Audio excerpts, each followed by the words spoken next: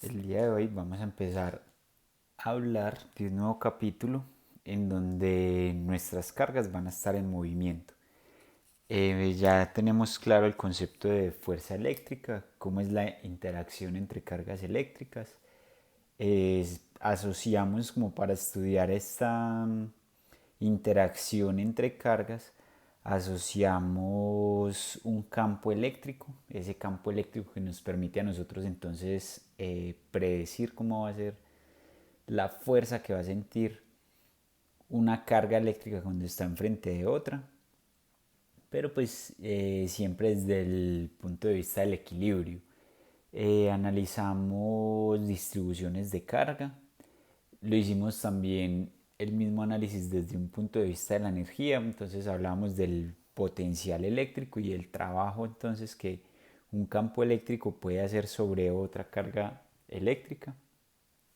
Y ahorita pues nos vamos a enfocar a ver cómo son entonces o cómo empieza a variar esos campos o qué nuevas variables debemos definir cuando las cargas eléctricas están en movimiento. De eso trata la electrodinámica, en eso consiste. Debemos entonces pues tener claro que en este caso vamos a tener una gran relación y vamos a depender mucho del medio en el cual se están moviendo dichas cargas eléctricas. Y pues debemos buscar entonces una forma de caracterizar el medio. Bueno, una cosa es la materia asociada a la carga eléctrica, una cosa es el objeto que está cargado o una partícula que está cargada eléctricamente. Esa carga puede empezar a moverse debido a fuerzas eléctricas. Entonces pues se va a mover en un medio que por el momento pues habíamos analizado como el vacío. Vimos algunas propiedades entonces de materiales conductores. Hoy vamos a definir una nueva variable que nos permite entonces caracterizar los medios y es la conductividad. Esta conductividad nos va a establecer qué tan fácil es para una carga eléctrica moverse a través del medio. Listo. Entonces lo vamos a denotar con la letra sigma. Y pues lo que establecemos es que si sigma es muy cercano a 1, perdón, es mucho mayor que 1, entonces estamos diciendo que el material es conductor. ¿Listo? Mientras que si sigma es mucho menor que 1, estamos hablando de un material dieléctrico. Cuando tenemos el material conductor, pues pensamos entonces en metales. Y cuando pensamos en dieléctricos, pensamos entonces en materiales aisladores o aislantes. Listo, ahí estamos diciendo entonces un dieléctrico siempre es un material aislante. Eh, La conductividad, entonces, como una medida de qué tan fácil es para una carga eléctrica moverse en un medio, se mide en Siemens. Lo representamos con una S mayúscula para diferenciarlo de los segundos. Siemens por metro. ¿Listo? Entonces estos son los Siemens.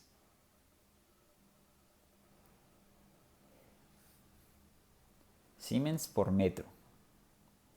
Y pues vean que es una variable física que no depende del tamaño o de la forma del medio, únicamente depende de su consistencia o depende de qué está hecho, ¿listo? No de su forma, sino de su naturaleza. Entonces, bueno, ya sabemos, con sigma, si sigma es muy grande estamos hablando de conductores, si sigma es muy pequeño estamos hablando de materiales aislantes, como medida de qué tan fácil es para una carga eléctrica moverse. Los Siemens, pues bueno, los vamos a entender. La idea de la clase de hoy es que entendamos pues en qué consiste un Siemens.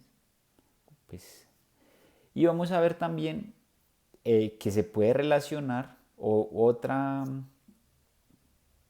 eh, otro tipo de unidad con la que podemos entonces nombrar la conductividad son los mos. ¿Listo? Esta es una letra omega que está al revés. ¿Listo? De pronto recordamos de otros cursos de física básica que la resistencia de un material conductor la podemos medir en ohms.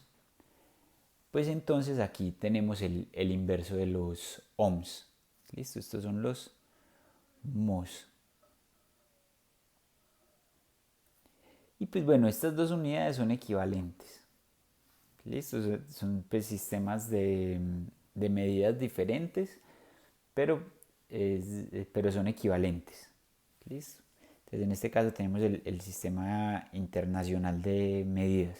Es decir, un Siemens por metro es igual a un mos por metro. Bueno, entonces es como introducción. Las cargas empiezan a moverse. Entonces, pues para medir ese movimiento de las cargas eléctricas, vamos a establecer qué es la corriente eléctrica. Esta va a ser nuestra unidad de medida. Así como en mecánica, pues nosotros establecemos la velocidad como una forma de establecer cómo se mueve una masa, pues aquí va a ser la corriente eléctrica la que nos dice cómo se mueve la carga. ¿Listo? Entonces, esto es análogo a la velocidad. Hay una diferencia. La corriente eléctrica no está relacionada en un principio, al menos pues como la interpretamos, no está relacionada con una posición en el espacio, como si lo podría estar la velocidad. ¿Listo? Así como nuestra velocidad está en metros por segundo, pues vamos a ver que la corriente eléctrica no necesariamente me da una relación espacial. ¿Listo? Entonces, pues no necesariamente es una variable relacionada a la cinemática de las cargas eléctricas. Vamos a ver de todas formas cómo me permite a mí establecer que hay un movimiento de cargas o un flujo de cargas. Entonces, pues bueno, la vamos a denotar con la letra I mayúscula, pues cuando en algunas partes puede ser I mayúscula o I minúscula también. Tenemos corrientes eléctricas. Y pues bueno, y sus unidades la vamos a dar en amperios. Bueno, entonces, pues lo que vamos a hacer con la corriente es definirla como el cambio de la carga eléctrica en el tiempo. Aquí es donde vemos la principal diferencia con su análogo mecánico, que sería la velocidad. Vean que para la velocidad nosotros no miramos el cambio de la masa en el tiempo, sino que allá miramos es el cambio de la posición en el tiempo. ¿Listo? Entonces, pues, ¿por qué lo hacemos de esta manera?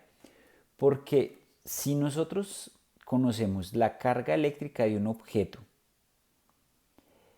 y vemos que esta carga está cambiando en el tiempo, es porque definitivamente hay un flujo. Pensémoslo así, pensémoslo como si fuera un estanque. Listo, tenemos un tanque con líquido en su interior. Resulta que cuando lo vemos en el instante 1, tenemos una cantidad de agua. Si volvemos y la revisamos al siguiente instante, puede suceder o que tengamos más agua, o que tengamos menos agua, o que tengamos la misma cantidad de agua. ¿De qué va a depender esto? Posiblemente de algunas fugas. ¿Listo? Si nosotros revisamos periódicamente la cantidad de agua que tenemos en este tanque y está cambiando en ese periodo de tiempo, pues eso nos da una idea de que está fluyendo por alguna parte su contenido. ¿Listo? Entonces ese mismo concepto nos lo llevamos a la carga eléctrica y nos permite entonces imaginarnos la corriente eléctrica como un cambio de una carga que tenemos almacenada en el tiempo. ¿De acuerdo? Bueno, este concepto de corriente, vean, pues aquí nos damos cuenta pues que son estas unidades que pues, la definimos como los amperios o los amperes. Pues esta la vamos a trabajar como si fueran coulombs, que son las unidades que hemos trabajado para la carga eléctrica, sobre unidad de tiempo, que va a ser segundos. Por favor, diferenciemos estas dos. Esta es una S mayúscula, acá de pronto pues no se hace muy clara la diferencia. Esta es una S minúscula de tiempo. Coulombs por segundo va a ser entonces 1 ampere. ¿Listo? Bueno, veamos que la corriente eléctrica depende de la forma de nuestro medio. ¿Listo? Esta corriente eléctrica, si nos la imaginamos como de la siguiente forma, aquí estoy dibujando un material conductor. Generalmente entonces la corriente eléctrica, aunque nos habla del almacenamiento que tenemos acá en este tanque, pues nos da una idea es de esta cantidad o de este contenido que se movió. Entonces, pues esta va a ser nuestra corriente para nosotros. Noten que esa corriente depende de la forma de nuestro material conductor. Aquí en este análogo mecánico sería de la tubería. Entonces, claro, nos vamos a dar cuenta que entre mayor sea, por ejemplo, la sección transversal de esta tubería, pues mayor puede ser la corriente, mayor puede ser el flujo. ¿De acuerdo? Depende también, pues, entre otras cosas, podría ser de la poder tener alguna relación con la longitud, con algunas características acá.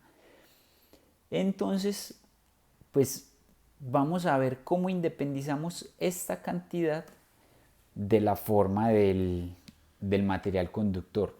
Lo hemos hecho en otras ocasiones. Lo hemos hecho con densidades, cuando nosotros queremos independizar una variable física de la forma y del tamaño de nuestro medio. En este caso, la corriente únicamente depende del tipo de conductor que tengamos, no de su cantidad ni de su forma. Entonces, para hacer eso, definimos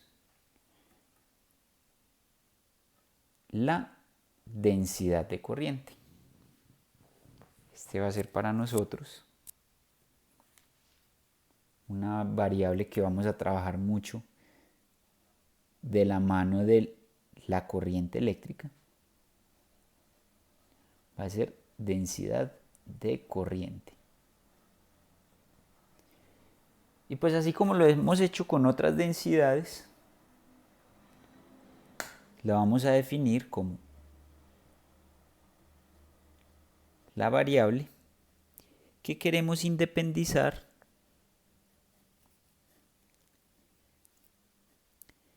de la forma. ¿Listo? Vean pues, en este caso independizamos la corriente de la sección transversal. Esta va a ser para nosotros, esta tapita de este cilindro va a ser para nosotros nuestro delta S. ¿Listo? Entonces, con eso nosotros, ¿qué hicimos? Pues eso nos lo va a permitir, ese análisis nos lo va a permitir hacer nuestras unidades. Vean que las unidades están en amperes por metro cuadrado. ¿Listo?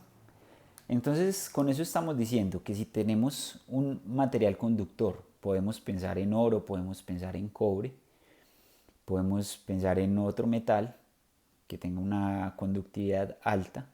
Podemos nosotros decir entonces que la densidad de corriente es la cantidad de coulombs que atraviesan una sección transversal de 1 metro cuadrado en un segundo. Vean cómo esta variable nos permite entonces trabajar de forma independiente de la forma del material. Nosotros decimos,